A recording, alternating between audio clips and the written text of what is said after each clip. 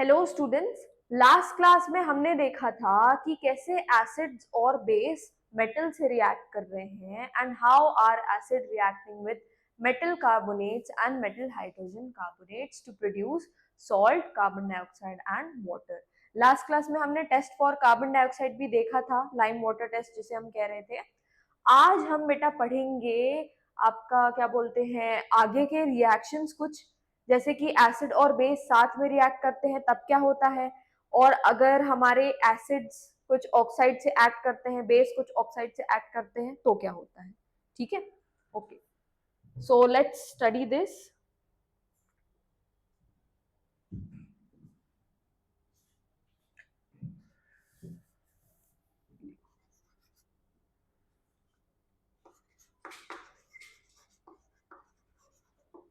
ये वाला रिएक्शन आपने पढ़ा होगा चैप्टर 1 में, ठीक है, अंडर डबल डिस्प्लेसमेंट रिएक्शन। ठीक है, चैप्टर 1 में पढ़ा होगा अंडर डबल डिस्प्लेसमेंट रिएक्शन।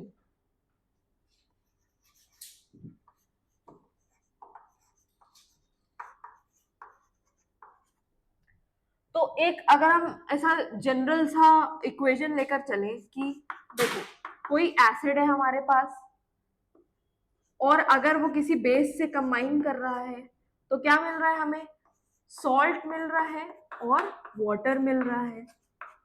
ठीक है, ये तो मैं आपको बाद में बताऊंगी कि ये सॉल्ट और वाटर बना कैसे, लेकिन पहले समझो कि जब एसिड और बेस, याद करो एकदम स्टार्टिंग की क्लास में जब मैंने एसिड और बेस के बीच में डिफरेंसेस लिखवाई थी तो मैंने ये भी बताया था कि acid helps to neutralise the base and base helps to neutralise acid. ठीक है, तो सिमिलरली एसिड और बेस एक दूसरे को न्यूट्रलाइज कर देंगे और क्या बना लेंगे, सॉल्ट और वाटर। अगर मैं आपसे बोलूं कि कुछ एग्जांपल्स लिख लो तो देखो एसिड में हमारे पास हाइड्रोक्लोरिक एसिड हो गया HCl, we have NaOH, sodium hydroxide as a base. क्या बनेगा बताओ जरा, सॉल्ट एंड वाटर का फॉर्मेशन करो, वाटर में तो H2O आ जाएगा, सॉल्ट बताओ, ओके NaCl बनेगा, गुड। अगर मैं बात करूं एसिड की जो कि है सल्फ्यूरिक एसिड और मैं ले रही हूं KOH, मुझे बताओ सॉल्ट क्या बनेगा, what will be the salt जब एसिड ये है और बेस ये है। याद रखो कि जब न्यूट्रलाइजेशन होता है तो न्यूट्रलाइजेशन किसका एग्जाम्पल था, डबल डिस्प्लेसमेंट का एग्जाम्पल था ना, तो थोड़ा दिमाग लगाओ ऐसा वाला, के potassium, yes potassium sulphate. Valency का ध्यान रखना, ओके, यहाँ पे 2 आएगा, याद है ना कैसे, ये 1 था और ये SO4 की वेलेंसी क्या थी, 2 थी, ऐसे ऐसे करके तुम क्रिस क्रॉस करोगे तो क्या बन जाएगा, K2SO4 बन जाएगा, पोटेशियम सल्फेट। ठीक है, अच्छा अगर मैं और आपका कोई एसिड ले लूं, फॉर एग्जांपल नाइट्रिक एसिड ले लिया मैंने HNO3 और मैंने ले लिया कैल्शियम हाइड्रोक्साइड, ये भी एक बेस होता है, क्या बन सकता है, वाटर तो बनेगा ही बनेगा, वाटर तो बनेगा ही बनेगा, सॉल्ट बताओ मुझे, गुड, कैल्शियम नाइट्रेट।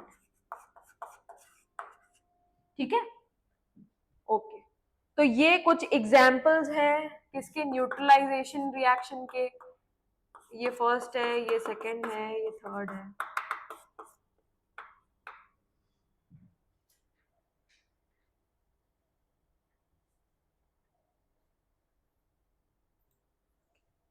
नेक्स्ट हम पढ़ेंगे कि एसिड का रिएक्शन जब मेटल ऑक्साइड के साथ होगा तो अब क्या होगा, और जब बेस का रिएक्शन नॉन मेटालिक ऑक्साइड के साथ होगा तब क्या हमें देखने को मिलेगा।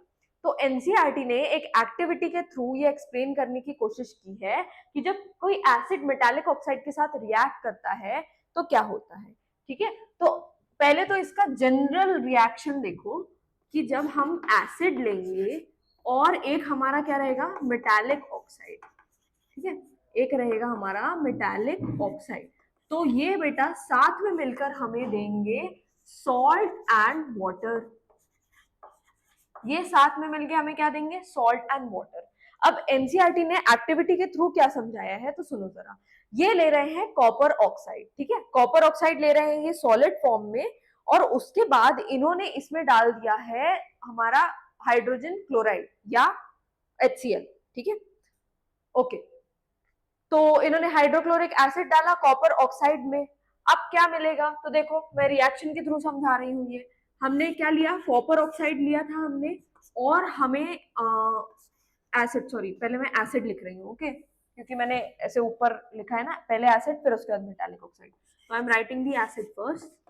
फिर हमने क्या लिया है मेटालिक ऑक्साइड में, अब देखो कॉपर मेटल है और ये इसकी ऑक्साइड है, मतलब मेटालिक ऑक्साइड हो गई, ठीक है।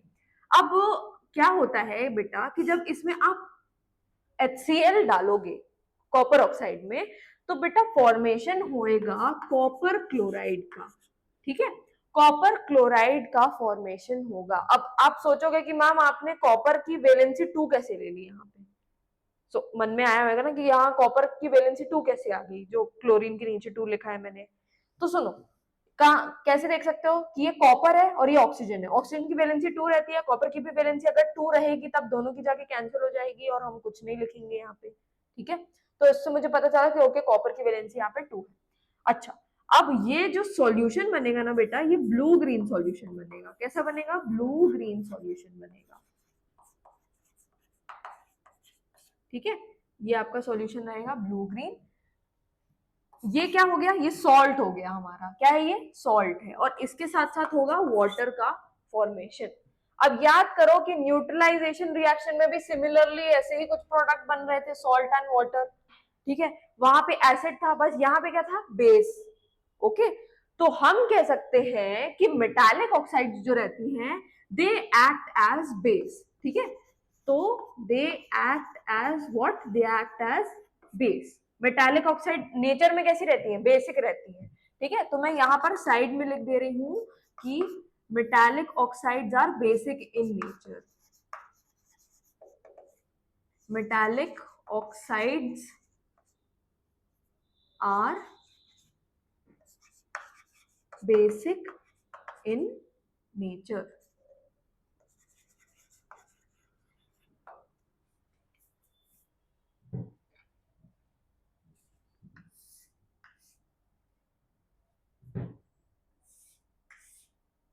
ये रिएक्शन दिया है आपका यहाँ पे। अब हम आते हैं reaction of base with non metallic oxide. तो देखो, जब आपके पास आपका बेस रहेगा and this base will react with any non metallic oxide, it will also form salt and water, ठीक है। अब समझो, एनसीईआरटी ने इसके लिए कहा था कि भाई आपने ना यहाँ पर कार्बन डाइऑक्साइड के लिए जो टेस्ट किया था, ठीक है, it is the best example for this, ठीक है, टू एक्सप्लेन दिस टॉपिक। क्या? हमारा जो बेस है, हमने वहां पर हमने कार्बन डाइऑक्साइड के टेस्ट के लिए, लाइम वाटर टेस्ट के लिए हमने एक बेस लिया था। क्या था वो बेस? हमने एक बेस लिया था, याद करो। लाइम वाटर टेस्ट में लाइम वाटर क्या है? हाँ हाँ हाँ हाँ, कैल्शियम हाइड्रोक्साइड। तो हमने बेस के तौर पे लिया था कैल्शियम हाइड्रोक्साइड को। अब उसमें हम एक नॉन मेटालिक ऑक्साइड मिक्स कर रहे हैं, दैट वाज कार्बन डाइऑक्साइड, ठीक है। अब आप मुझसे सोचोगे कि मैम कार्बन डाइऑक्साइड एसिडिक होती है क्या? तो गैस जो रहती है कार्बन डाइऑक्साइड की, वो एसिडिक नहीं होती, बट जब कार्बन डाइऑक्साइड को हम पानी में डिसॉल्व करते हैं, तब वो एक एसिड का फॉर्मेशन करता है, जिसे हम कहते हैं कार्बोनिक एसिड। क्या कहते हैं हम? कार्बोनिक एसिड कहते हैं, ठीक है। तो क्या, जब हमने कार्बन डाइऑक्साइड को पानी में डिसॉल्व किया, तब जाकर ये कार्बोनिक एसिड बना, ठीक है। मतलब we can say that carbon dioxide is acidic in water, ठीक है, क्योंकि वो एसिड बना रहा है। तो ये जो हमारा ऑक्साइड है, ये नॉन मेटालिक ऑक्साइड। अब देखो, कार्बन एक नॉन मेटल होता है, इसकी ऑक्साइड मतलब क्या हो गई? नॉन मेटालिक ऑक्साइड हो गई, ठीक है। अब ये दोनों आपस में मिलकर क्या बना रहे थे? ये बना रहे थे कैल्शियम कार्बोनेट और वाटर। याद करो, यही बना रहे थे। ये हमारा व्हाइट कलर का प्रेसिपिटेट था, जिसके कारण हमारा जो लाइम वाटर था, इट टर्न मिल्की, ठीक है, ओके। तो ये क्या है भाई, this non metallic oxide it acts as an acid. How? तो देखो बेस के साथ कौन रिएक्ट करता है, जब बेस के साथ एसिड रिएक्ट करता है तो सॉल्ट और वाटर बनता है न्यूट्रलाइजेशन रिएक्शन के अकॉर्डिंग। न्यूट्रलाइजेशन रिएक्शन के अकॉर्डिंग जब बेस के साथ एसिड रिएक्ट करता है तो क्या, सॉल्ट और वाटर बनता है। यहां पर हमारा एसिड की तरह कौन रिएक्ट कर रहा है, नॉन मेटालिक ऑक्साइड रिएक्ट कर रहे हैं। ठीक है, तो यहां पर हम कह सकते हैं कि non metallic oxides are acidic in nature।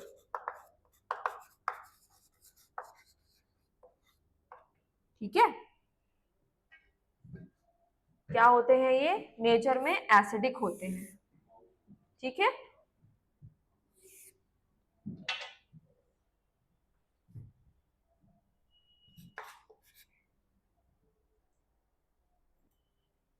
Okay.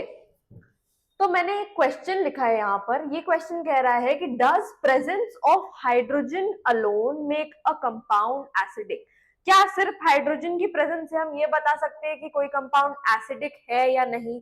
तो सुनो, उसके लिए हमने एक एक्टिविटी कंडक्ट की। क्या एक्टिविटी है, हमने एक बीकर लिया और हमने उसमें एक रबर कॉर्क को इन्वर्ट करके रखा और उसमें 2 नेल इंसर्ट कर दिए। इन नेल्स को हमने वायर्स के थ्रू अटैच किया, एक 6 वोल्ट की बैटरी से, एक बल्ब से, एक स्विच से। ठीक है, और हमने इसमें सॉल्यूशन भर दिया। सॉल्यूशन कैसा, 4 चीजों का सॉल्यूशन है। पहले हमने HCl के साथ ये एक्सपेरिमेंट कंडक्ट किया, फिर हमने H2SO4 के साथ एक्सपेरिमेंट कंडक्ट किया, फिर हमने यूज किया बेटा ग्लूकोज। ग्लूकोज का फॉर्मूला होता है C6H12O6, हमने लाइफ प्रोसेसेस में देखा था। Then we will take alcohol. Alcohol मैंने फॉर इंस्टेंस इथेनॉल ले लिया है, जो आपका कहाँ पे बन रहा था, जब फर्मेंटेशन हो रहा था रेस्पिरेशन में। ठीक है, तब यीस्ट जो इथेनॉल बना रही थी वो इथेनॉल हमने यहाँ पर ले लिया। ठीक है, ओके। तो हम इन चारों को एक एक करके इधर पर यूज करेंगे और हम ये देखेंगे बेटा कि जब हमने इलेक्ट्रिसिटी पास की तो बल्ब सिर्फ HCl और H2SO4 के केस में ग्लो किया। ठीक है, तो यहां पर मैं लिख सकती हूं कि bulb glows only in the case of HCl and H2SO4। ठीक है, अब आप बोलोगे कि मैम हाइड्रोजन तो ग्लूकोज में भी था, अल्कोहल में भी था, और आपने हमें बताया भी था कि हाइड्रोजन की प्रेजेंस हमें बता रही है कि ओके कोई सब्सटेंस एसिडिक है या बेसिक है। ठीक है, तो बच्चों मैंने एक चीज बताई थी, याद करो, मैंने आपको बोला था कि ये कुछ आर्हीनियस नाम के एक साइंटिस्ट थे जिन्होंने ये बताया था। ठीक है, वो एक्चुअली आपकी एनसीईआरटी में एक लाइन दी गई है उसके रिगार्डिंग, तो पहले समझो कि मैं क्या समझाना चाह रही हूँ। ठीक है, तो हमने सॉल्यूशन लिए, क्या क्या सॉल्यूशन थे हमारे पास, HCl था, H2SO4 था, ग्लूकोज था, अल्कोहल था। Bulb glows only in the case of, सिर्फ 2 चीजों के केस में बल्ब ग्लो किया, HCl के केस में, H2SO4 के केस में। ऐसा क्यों हुआ, तो सुनो जरा, जब हमने HCl और H2SO4 के सॉल्यूशन को या एक्वस सॉल्यूशन को हमने डाला यहां पर इस अपैरेटस के अंदर, तो क्या हुआ कि HCl एंड H2SO4, अभी लिखोगे नहीं, अभी समझोगे। ओके, H2SO4 आयोनाइज, आयोनाइज का मतलब टूट गए। ठीक है, ionise to give H plus ions, H plus ions. ठीक है, ये आयोनाइज हो गए H प्लस आयंस देने के लिए, कहा, उस सॉल्यूशन में। ठीक है, अब अगर H प्लस आयन प्रेजेंट है हमारे सॉल्यूशन में तो हम क्या कह सकते हैं कि हमारा जो भी हमने सब्सटेंस लिया है दैट सब्सटेंस इज एसिडिक। ठीक है, सिर्फ हाइड्रोजन की प्रेजेंस हमें नहीं बता सकता कि वो एसिडिक है या नहीं है। ओके, जब आयोनाइज होकर H प्लस आयंस हमें मिल रहे हैं एक्वस सॉल्यूशन में, तभी हम कह सकते हैं कि जो हमारा सब्सटेंस है वो एसिडिक है। ठीक है, HCl and H2SO4 ionize to give H plus ions in aqueous solution। aqueous solution बताना जरूरी है, I'll tell you why। ठीक है, बाद में बताऊंगी मैं ये क्या बोलते हैं हमारा एक्वस लिखना जरूरी क्यों है। ओके, अब बात आई कि मैम ग्लूकोज और अल्कोहल में ऐसा क्या हुआ। तो बेटा ये जो मॉलिक्यूल है, ठीक है, कौन से, ग्लूकोज और अल्कोहल के, ठीक है, इन case of glucose and alcohol, in case of glucose and alcohol, they did not ionize। ठीक है, जो हमारे ग्लूकोज और अल्कोहल थे वो आयोनाइज नहीं हुए, वो टूटे नहीं मॉलिक्यूल मतलब आयंस में। ठीक है, अब सुनो, आयंस की प्रेजेंस जो रहेगी हमारे सॉल्यूशन में वो रिस्पॉन्सिबल रहेगी इलेक्ट्रिसिटी कंडक्ट कराने के लिए।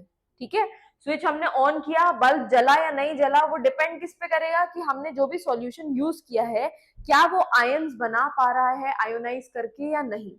तो जो हमारे ये एसिड्स लिए थे हमने, ये आयोनाइज करके H प्लस आयंस रिलीज कर रहे हैं। अब सुनो, अगर H प्लस रिलीज होएगा, ठीक है, H प्लस अगर रिलीज होएगा तो आयंस भी बनेंगे, कैट आयन, एनायन। ठीक है, अभी मैं इसके बाद समझाती हूँ क्या हो रहा है। तो in case of glucose and alcohol they did not ionise and remain as molecules. ठीक है, मॉलिक्यूल्स की तरह ही रहे, वो आयोनाइज नहीं हुए, टूटे नहीं, तो कोई इलेक्ट्रिसिटी कंडक्ट नहीं करा पाएंगे। ओके, आयंस क्या रहते हैं बेटा, इलेक्ट्रिकली चार्ज रहते हैं ना, देखो जैसे इसके ऊपर प्लस साइन है मतलब इलेक्ट्रिकली चार्ज है ये, तो ये खुद इलेक्ट्रिसिटी कंडक्ट करा सकता है। ओके, जैसे हमारे पास पॉजिटिव नेगेटिव चार्जेस रहते हैं इलेक्ट्रिसिटी के फ्लो के लिए रिस्पॉन्सिबल, तो similarly ions are like that. Solution में हमारे आयंस ही इलेक्ट्रिसिटी को फ्लो कराएंगे और जो हमारा जो बल्ब है वो ग्लो करने लगेगा। जो मॉलिक्यूल्स रहेंगे वो ये नहीं कर सकते। व्हाई? बिकॉज मॉलिक्यूल्स जो रहते हैं वो हमारे इलेक्ट्रिकली न्यूट्रल रहते हैं। ठीक है, इलेक्ट्रिकली न्यूट्रल रहते हैं, मतलब जो भी इनका इसमें कैटायन एनायन वाला पार्ट है ही नहीं, क्योंकि ये टूट नहीं रहे हैं, आयोनाइज नहीं हो रहे हैं। ठीक है, तो in case of glucose and alcohol they did not ionise and remain as molecules. ठीक है, मॉलिक्यूल्स की तरह ही ये रहे। HCl और H2SO4 आपके आयोनाइज हो गए H प्लस आयंस देने के लिए एक्वस सॉल्यूशन में, जबकि ग्लूकोज और alcohol did not ionise and remained as molecules. Okay, molecules की तरह है ये।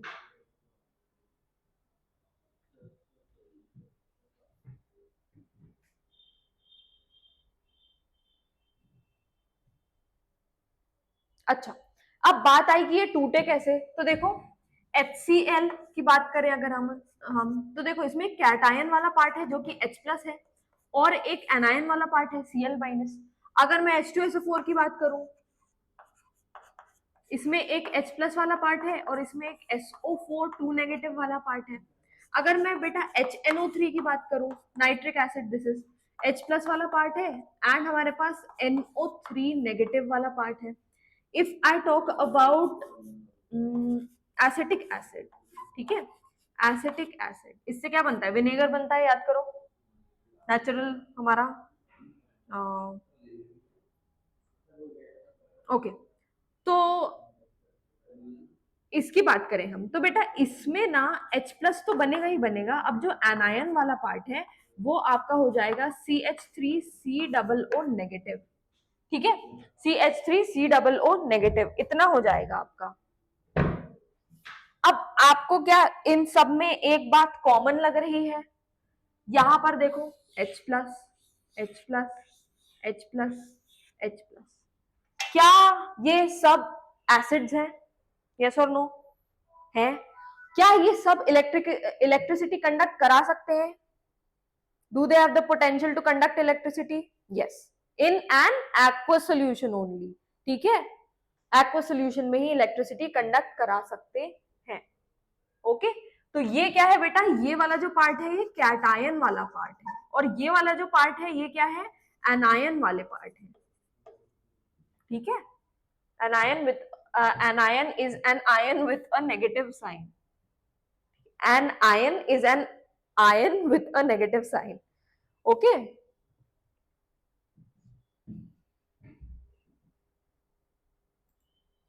अगर हम बात करेंगे कि यही सेम एक्टिविटी हम बेसिस के साथ भी करा रहे हैं, ठीक है, हमने बेस ले लिए, फॉर एग्जांपल सोडियम हाइड्रोक्साइड ले लिया, पोटेशियम हाइड्रोक्साइड ले लिया, तो देखो बेसिस के केस में कैसे आयन बनेंगे। ये हमारा सोडियम हाइड्रोक्साइड है, तो देखो यहाँ पर ये जो मेटल वाला पार्ट है ये तो कैटायन बनाएगा, ये कैटायन बनाएगा। अब जो आपका एनायन है वो OH नेगेटिव ये है, ठीक है, इसको कहते हैं हाइड्रोक्सिल आयन। ये क्या है आपका हाइड्रोजन आयन है। और KOH का एग्जाम्पल अगर हम ले रहे हैं तो ये हो गया हमारा K plus and OH negative. यहाँ पर आप लिख सकते हो ये एसिड्स के केस में ऐसा रहेगा एंड बेस के केस में ऐसा रहेगा। ओके, अब यहाँ पर बेस कैसे बन रहा है, जब हमारे पास OH आयंस रिलीज होंगे एक्वस सोल्यूशन में। मैं क्या बोल रही हूँ एक्वस, बार बार मैं एक्वस क्यों बोल रही हूँ, क्योंकि जब पानी प्रेजेंट रहेगा तभी जाकर आयन टूटेगा, पानी के एब्सेंस में आयन नहीं बन सकते हैं, ठीक है।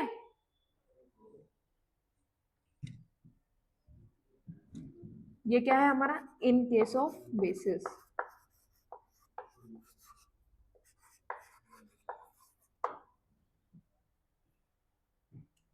ठीक है,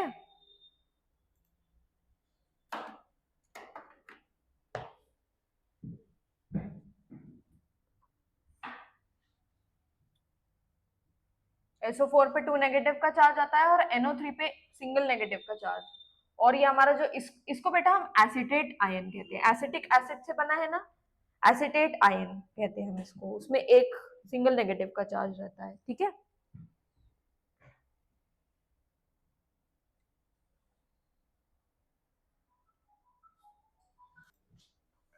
ओके, सो इस क्लास में यहीं तक। नेक्स्ट क्लास में हम देखेंगे कि जब हम एसिड और बेस को पानी में मिलाते हैं तब क्या होएगा। एसिड को सेपरेटली हम पानी में मिक्स करेंगे, बेस को सेपरेटली हम पानी में मिक्स करेंगे। हम देखेंगे कि क्या हमें मिल रहा है, ऐसी क्या क्या चीजें हो रही हैं पानी के अंदर एसिड के कारण या बेस के कारण, और हम वो प्रॉपर्टीज कैरेक्टरिस्टिक्स सब कुछ पढ़ेंगे, ठीक है। आज का सेशन यहीं पे एंड होता है। Will meet in the next class, तब तक पढ़ते रहो। टाटा बाय बाय, मस्ती करते रहो।